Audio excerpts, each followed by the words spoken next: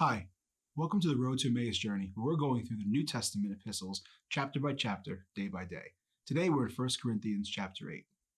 Verse 2 says, "If anyone imagines that he knows something, he does not yet know as he ought to know. But if anyone loves God, he is known by God." So what's happening here is Paul is responding to a question from the Corinthian church. What about food offered to idols? Well, the problem was some of the Corinthians thought that because they knew the underlying workings of idolatry and how it wouldn't affect them, their eating food sacrificed to idols shouldn't be an issue then. But Paul addresses that their knowledge has made them blind.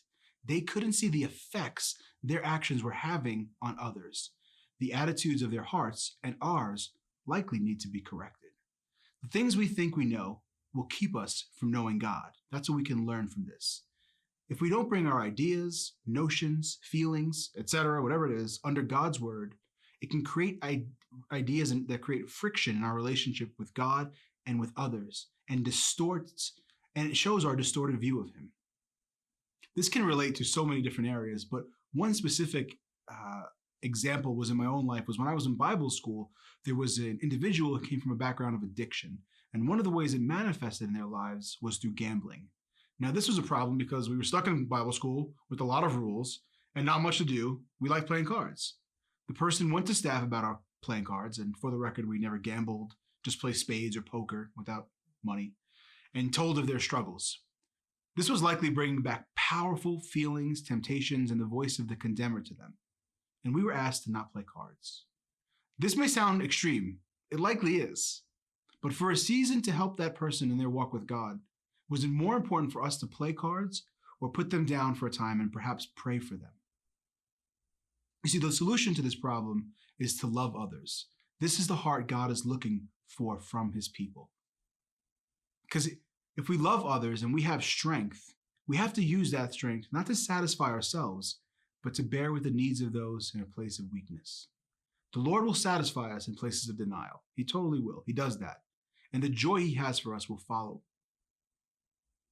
Everything else will be superseded by that joy and that love.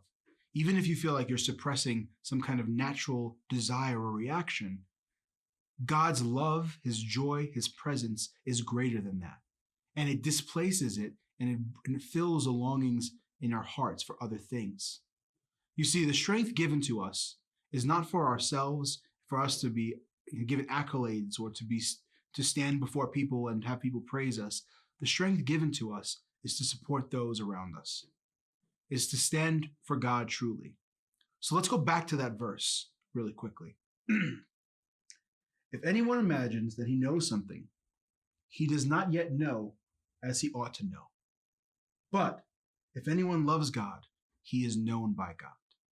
Do you see the contrast he's putting there? Knowledge can displace our actual love and being known by God. So I encourage you today to take time in the quiet place, go over this chapter in the scriptures, and pray and bring it before God in areas of your life where you feel like you're having to make unnecessary sacrifices, or you're uncomfortable making those sacrifices, but you want to honor God, love Him, and strengthen your brother or sister. Until next time, thank you. Have a great day.